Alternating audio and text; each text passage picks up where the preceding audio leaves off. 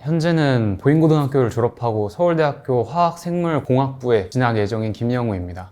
지금까지 해온 노력이 헛되지 않았다고 생각이 들고 결과를 받아보고 나서는 노력하기 잘했다는 생각이 듭니다. 저에게 수학을 3년간 가르쳐주신 유수연 선생님께 감사하다는 말씀을 드리고 싶습니다. 또 19년 동안 저를 지원해주시고 도와주신 부모님께도 감사하다는 말씀 드리고 싶습니다. 저는 3년 고등학교 생활의 시작부터 서울대학교 화학생물공학부에 진학하겠다고 마음을 먹었고 그에 맞춰서 수시를 준비했었습니다. 많은 학생들이 수시 혹은 정시 둘 중 하나만을 선택해야 한다고 착각하고 계신데 수시와 정시 둘 다 챙기는 것이 가장 좋습니다. 저 같은 경우에는 2학년 때까지 수시를 챙기고 그 이후에 3학년 때는 정시와 수시를 병행해서 했었습니다.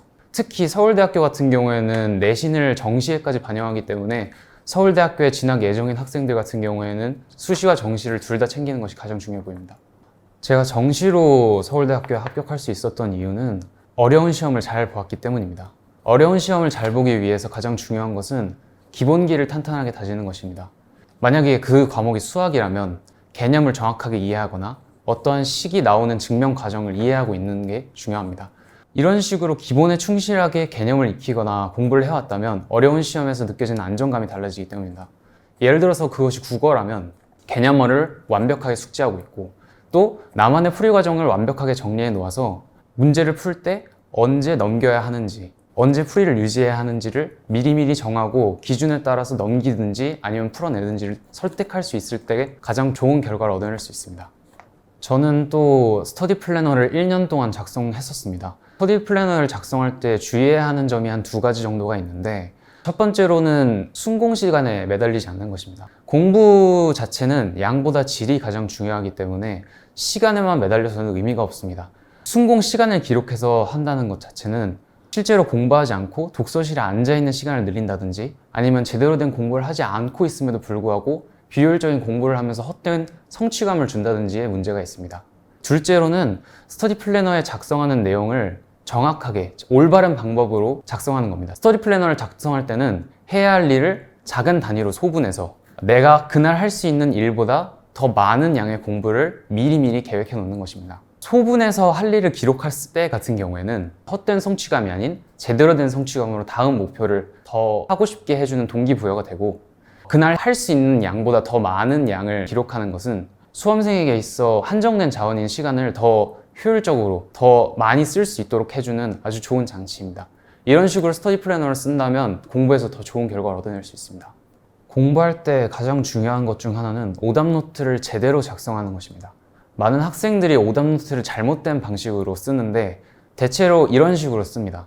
아, 이 문제에서는 이거를 봤어야 됐는데 내가 못 봤네. 이러면서 그 문제에 관한 개별적인 문제점만을 찾아서 하는데 이것은 실제로 실력을 올리는 데에는 전혀 도움을 주지 못합니다. 실제로 실력 향상에 도움을 주는 오답 노트를 쓰는 방법은 내가 그 문제를 풀며 얻어낸 다른 문제에도 적용할 수 있는 보편적인 규칙을 얻어내는 것입니다. 예를 들어서 국어 문제, 다음부터는 글을 읽을 때 이러한 형식의 정보에 집중하거나 표시해서 읽자. 이런 식으로 규칙을 얻어낸 이후에 그것들을 따로 정리해 놓는 식의 오답 노트가 가장 도움이 됩니다.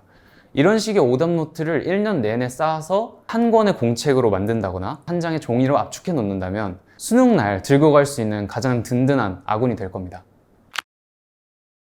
수학 내신 같은 경우에는 기출문제에서 숫자 혹은 조건만을 일부 바꾸어서 내는 경우가 굉장히 많기 때문에 시험 범위에 해당하는 기출문제를 풀이할 때 단순히 그 기출문제를 풀이하는 방법에만 집중하는 게 아니라 만약에 이 숫자를 이렇게 바꾼다면 이 조건을 이렇게 바꾼다면 등을 생각하면서 그 기출문제에 나와 있는 상황을 혹은 숫자를 정확하게 이해하는 것이 가장 중요합니다. 수능에서의 수학 같은 경우에는 오로지 경험만이 여러분을 수능장에서 이끌어줄 것입니다. 1년 내내 수학을 절대 손에서 놓으면 안 되고 계속해서 수학적인 감각을 날카롭게 유지하는 것이 수능에서 수학을 잘 볼 수 있는 방법입니다. 여러분이 수험장에서 시험지를 받으면 머릿속에 하얘집니다.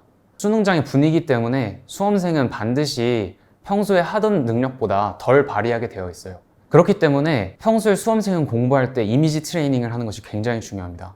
모의고사를 칠 때 모의고사를 시작하는 시간이 수능날 내가 시험을 시작하는 그 순간과 시간이 똑같게 하는 것, 시계를 아날로그 시계로 하는 것, 마킹하고 가채점표를 쓰면서 모의고사를 풀고 내가 풀고 있는 이 시험지가 수능이라고 생각하고 그 압박감을 머릿속으로 만들어내면서 풀고 이런 식으로 1년 내내 학습을 하고 있으면 여러분이 수능장에 앉아 있을 때 옆에 있는 다른 사람들보다 시험지를 넘기기 전부터 앞서 나가 있을 것입니다. 구주입에는 고등학교 1학년 때 입학할 때부터 수능장에 들어가기 바로 전까지 고등학교 수학을 책임져준 학원입니다. 내신 디펜스와 구주두배 모의고사는 특유의 스타일로 저의 수학 실력을 올려주는 데 가장 큰 도움을 주었고 또 구주입의 블루에서 개념을 쌓고 구주입의 레드에서 심화학습을 하는 실력을 다질 수 있는 방법 역시 실력의 성장에 굉장히 큰 도움을 주었습니다. 또 저를 3년 동안 담당해주신 유수연 선생님에게서 엄청난 수학적 감각을 배울 수 있었는데 구주입의 학생이라면 0.55반에 계신 유수연 선생님의 수업을 듣는 것을 추천드립니다. 여러분의 수학 실력에 날개를 달아주실 거예요. 제대로 된 방향으로 노력한다면 배신당하지 않습니다. 공부하는 양보다 반드시 공부하는 질이 더 중요하다는 점을 명심해 주세요. 그리고 내신 때 한번 미끄러졌다고 바로 정시로 트는 것은 좋은 선택이 아닙니다. 끝까지 두 가지의 카드 모두 잡고 최선을 다하시길 바라겠습니다. 나에게 구주입에란 토데이다.